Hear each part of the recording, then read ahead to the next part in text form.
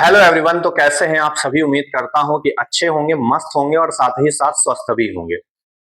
तो हम क्या लेकर के आए हैं आज के इस वीडियो में? हम लेकर के आए हैं गॉस की थ्योरम की एक एप्लीकेशन जो कि बोर्ड के पॉइंट ऑफ व्यू से बहुत ही ज्यादा इंपॉर्टेंट है। कभी कभी तो न्यूमेरिकल बन के आता है, कभी कभी ये एप्लीकेशन ही खुद एक क्वेश्चन बन करके आती है। चाहे वो यूपी बोर्ड की बात कर ले, चाहे हम सीबीएसई की बात कर ले, इस बात से हमें कोई भी फर्क यहाँ पे पड़ता नहीं है। तो क्या है heading? Electric field due to spherical shell. हमने यहाँ पे किया क्या है? इलेक्ट्रिक फील्ड निकालने के लिए किसी भी स्फेरिकल शेल के लिए एक स्फेरिकल शेल बना लिया भाई। इसकी जो रेडियस है वो कैपिटल आर है। ये बात भी हम जान रहे हैं, समझ रहे हैं कि भाई स्फेरिकल शेल होगा, कोई सर्कल होगा तो उसकी रेडियस रहेगी ही, इसमें कोई नई बात यहाँ पे फिलहाल तो नहीं है। इसके आउटर सरफेस पे हमने पॉजिटिव चार्ज को यूनिफॉर्मली यहाँ पे डिस्ट्रीब्यूट किया है। बहुत अच्छी बात है भाई, कर दिया हमने डिस्ट्रीब्यूट। अब यहाँ पे होगा क्या? चार्ज डिस्ट्रीब्यूशन की वजह से सरफेस के बाहर और सरफेस के अंदर एक इमेजिनरी गॉसियन सरफेस जो है वो क्रिएट हो जाएगा, जिस पर हमें इलेक्ट्रिक फील्ड क्या करनी है? कैलकुलेट करनी है। ध्यान दो कि एक पॉइंट तो हमारे पास में आउटसाइड द सरफेस है, हमने पी कंसीडर किया है, जिसकी डिस्टेंस जो है वो सेंटर से स्मॉल आर है। ठीक, इस पे इलेक्ट्रिक फील्ड पॉजिटिव चार्ज की वजह से और जो एलिमेंट है सरफेस का स्मॉल एलिमेंट, ये दोनों ही बाहर की तरफ यहाँ पे डायरेक्टेड रहेंगे, बाहर की तरफ आएंगे। तो हमें इस पॉइंट पे इलेक्ट्रिक फील्ड बतानी है। ठीक, सरफेस पे इलेक्ट्रिक फील्ड क्या होगी ये बतानी है, और स्फेरिकल शेल के अंदर जो इलेक्ट्रिक फील्ड है वो बतानी है कि वो क्या होगी, यानी कि पॉइंट पी डैश पे इलेक्ट्रिक फील्ड बतानी है। अब यहाँ पे हमें ये पता है कि पॉजिटिव चार्ज है, इलेक्ट्रिक फील्ड बनाएगा जिसकी जो डायरेक्शन है आउटवर्ड होगी। ठीक है भाई। अब हमने कंसीडर किया कि ये जो हमारे पास में गॉसियन सरफेस बन रहा है, इसका एक छोटा सा पार्ट हमने डीएस कंसीडर किया है, एरिया का या सरफेस का भी हम कह सकते हैं, जिससे इलेक्ट्रिक फ्लक्स जो है वो निकलेगा कितना। यहां पे ध्यान दो, सबसे पहले हम आउटसाइड दी सरफेस की बात कर रहे हैं। इससे निकलने वाला जो फ्लक्स है वो फ्लक्स कितना है? D phi E is equal to कितना बन जाएगा? ई डॉट में डीएस बन जाएगा। ये तो बनेगा ही। अभी तक हम क्या पढ़ रहे थे? E dot DA. वैसे ही यहां पर अगर इसको थोड़ा सा हम सॉल्व करें तो इसको भी क्या लिखा जा सकता है? इसको लिखा जा सकता है E D S cos theta लिखा जा सकता है।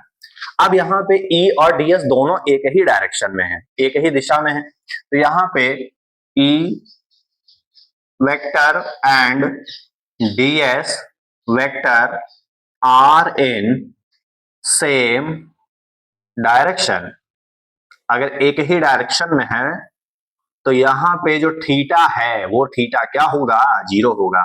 ठीक भैया, वैल्यू इक्वेट कर दो तो D phi E is equal to cos zero की वैल्यू 1 होती है, तो यहां पे बचेगा कितना? ई डी एस बचेगा।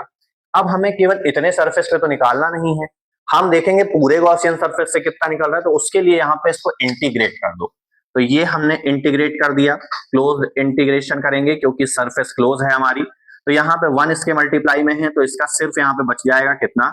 ये बच जाएगा यहाँ पे phi E is equal to. अब यहाँ पे ध्यान दो कि ई तो कांस्टेंट है और क्लोज्ड इंटीग्रेशन यहाँ पे है कितना? ये है डीएस। डीएस जो है यहाँ पे सरफेस एरिया है, और जो सरफेस एरिया होता है, ये सरफेस एरिया होता है 4 पाई आर स्क्वायर के इक्वल सर्कल के लिए या फिर स्फेयर के लिए। तो यहाँ पे हम लिखेंगे क्या?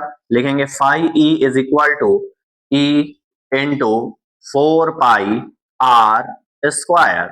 यहाँ पे क्या यूज हुआ है? हमने यूज किया है integration ds is equal to 4 pi R square. ये हमने इस्तेमाल कर लिया यहाँ पे।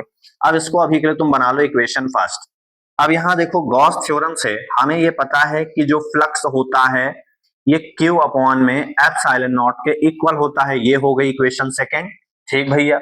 अब यहाँ पे इक्वेशन फर्स्ट और सेकंड में देखो कि दोनों टर्म जो हैं लेफ्ट हैंड साइड वाले इक्वल हैं, तो ये भी इक्वल हो जाएगा। तो फ्रॉम फर्स्ट एंड सेकंड यहाँ पे लिख लेंगे तो ये क्या आ जाएगा? E into 4 pi R square is equal to Q upon में एप्सिलॉन नॉट। इसको उठा के जरा यहाँ पे भेज दो तो ये आ जाएगा E is equal to 1 upon में 4 pi epsilon naught Q upon में आर स्क्वायर। ये इलेक्ट्रिक फील्ड जो है वो निकल के आई है आउटसाइड द सरफेस, यानी कि पॉइंट P पर जो इलेक्ट्रिक फील्ड है वो कितनी है? ये हमारे पास में E is equal to 1/4πε0 Q upon में R स्क्वायर के बराबर निकल के आई। अब यहाँ पे ध्यान देने वाली बात क्या है, ध्यान देने वाली बात ये है कि अगर हम इसको सरफेस चार्ज डेंसिटी के फॉर्म में इलेक्ट्रिक फील्ड को निकालें तो हमें ये पता है कि जो आउटसाइड द सरफेस यहाँ पे इलेक्ट्रिक फील्ड वर्क कर रही है या फिर जनरेट हो रही है, उसका जो चार्ज है वो चार्ज पूरी तरीके से हम ये मान सकते हैं कि इसके सेंटर पर या फिर हम ये कह सकते हैं सरफेस पर क्या है, कंसंट्रेटेड है। तो यहाँ पे अगर हम देखें, क्या देखें भाई, कि हमने ये पढ़ा है कि सरफेस चार्ज डेंसिटी यानी कि SCD लिख सकते हैं इसको, ये तुम्हारी सिग्मा अपॉन में किसके बराबर होती है, ये होती है Q अपॉन में S लिख लेते हैं, हालांकि A भी लिखा जा सकता है, कोई दिक्कत की बात यहाँ पे नहीं है फिलहाल। तो Q अपॉन में देखो अभी हमने क्या देखा, सरफेस चार्ज सरफेस एरिया क्या होता है 4πr², ये तो बाहर वाला था, लेकिन चार्ज डिस्ट्रीब्यूट कहां पे है, चार्ज डिस्ट्रीब्यूट है हमारे पास में इस वाले स्फेरिकल शेल पे, तो इसकी रेडियस क्या है, ये है कैपिटल R²। तो यहाँ पे लिख सकते हैं 4πR², ये लिख लिया भाई हमने यहाँ पे। अब Q की वैल्यू क्या होगी, तो Q इज इक्वल टू क्या निकल के आया, सिग्मा इंटू 4πR²। ये वैल्यू उठा के जरा यहाँ पे इक्वेट कर देंगे, तो अगर इक्वेट करते हैं तो क्या निकल के आता है, हमारे पास निकल के आता है E इज इक्वल टू, देखो 1 अपॉन में थोड़ा सा, E is equal to 1 upon में 4πε0 और सिग्मा इंटू 4πR² अपॉन में स्मॉल R², ये आ गया, तो 4π से 4π कैंसल आउट हो जाएगा, ठीक। तो बचेगा क्या, E is equal to sigma upon ε0 और यहाँ पे कैपिटल R² अपॉन में स्मॉल R²। ये भी एक इलेक्ट्रिक फील्ड का टर्म निकल के आया in terms of surface charge density, ठीक। अब ये तो हमारे पास में दोनों ही टर्म जो है आउटसाइड द सरफेस हो गए। अब देखते हैं एट द सरफेस, दूसरा पॉइंट हमारे पास में यहाँ पे बनता है एट द सरफेस, कि सरफेस पे इलेक्ट्रिक फील्ड आखिरकार क्या होगी। तो उसके लिए हमें ज्यादा कुछ करने की जरूरत नहीं है, इतना बड़ा डेरिवेशन हमें दोबारा नहीं करना, सिर्फ ये देखना है कि यहाँ पे बाहर के लिए स्मॉल r जो है कैपिटल R से बड़ा था, मतलब इस पॉइंट पर स्मॉल r जो है वो कैपिटल R से बड़ा था, इसके लिए हमने डेरिवेशन यहाँ पे करके दिखाया है। लेकिन अगर सरफेस की अगर बात करें तो हमें यहीं तक जाना है, कैपिटल R तक ही जाना है। तो यहाँ पे क्या होगा, यहाँ पे हमें स्मॉल r बराबर रखना पड़ेगा कैपिटल R के, ऐसा मानना पड़ेगा। तो देखो अगर यहाँ पे R रखते हैं तो क्या निकल के आता है भाई, यहाँ पे रखते हैं तो E is equal to 1 upon में 4πε0 Q अपॉन में कैपिटल R², ये हो गया, ठीक। एट द सरफेस सिर्फ करा कुछ नहीं है, स्मॉल r की जगह पे कैपिटल R पुट किया है। यहाँ पे अगर रखते हो तो क्या निकल के आता है, यहाँ पे रखेंगे तो ये निकल के आएगा E is equal to sigma upon में ε0 कैपिटल R² अपॉन में कैपिटल R² कैंसल आउट हो गया, तो ये हमारे पास में बन जाएगा, यहां लिख देते हैं, ये बन जाएगा E is equal to sigma upon में ε0। ये इलेक्ट्रिक फील्ड बन के आई एट द सरफेस। आगे ध्यान दो, आगे यहाँ पे तीसरा पॉइंट है, क्या पॉइंट है, इनसाइड द सरफेस। कौन सा है, इनसाइड द सरफेस।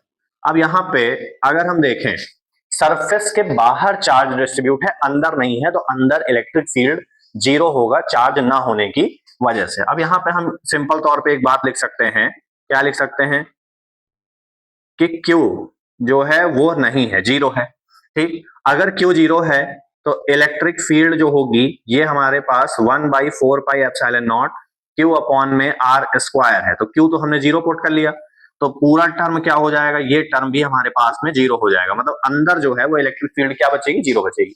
यहाँ पे हमने देखा क्या, हमने एक बहुत ही इंपॉर्टेंट डेरिवेशन आज के इस वीडियो में देखा है, समझा है, जाना है कि इलेक्ट्रिक फील्ड एक स्फेरिकल शेल की वजह से, गोलीय कोश की वजह से आखिरकार क्या होती है। उसके लिए एक फिगर था, पॉइंट P पे हमने देखा कि आउटसाइड द सरफेस आखिरकार इलेक्ट्रिक फील्ड है क्या, ये जो निकाला गया है ये हमारा पॉइंट P पे निकाला गया है, ठीक, ये हो गया, ठीक। उसके बाद में इनसाइड एट द सरफेस के लिए ये टर्म था, इनसाइड द सरफेस ये जो निकाला गया है ये पॉइंट P डैश पे निकाला गया है। तो ये छोटी छोटी बातें हैं, इनको आप खुद भी लिख सकते हैं, क्योंकि यहाँ हर एक चीज जो है वो लिख करके नहीं बताई जा सकती, क्योंकि थोड़ा सा बोर्ड छोटा है, तो जितना की पॉइंट्स या फिर इंपॉर्टेंट पॉइंट जो होते हैं उनको लिख करके बताया जा रहा है, समझाया जा रहा है। तो ये था आज के वीडियो में। मिलते हैं नेक्स्ट वीडियो में। अगर लेक्चर अच्छा लगा हो तो वीडियो को जरूर देखा करिए और ज्यादा से ज्यादा जो है वो शेयर जरूर करिए। अब तक की हम काफी सारे इंपॉर्टेंट क्वेश्चन अपने इस चैनल के ऊपर जो है वो डाल चुके हैं। इस चीज को अच्छे से समझिए, कॉन्सेप्ट जानिए, डेरिवेशन करने का तरीका सीखिए और हमारे साथ बने रहिए ताकि बोर्ड एग्जामिनेशन में अच्छा से अच्छा स्कोर जो है वो हम कर पाए।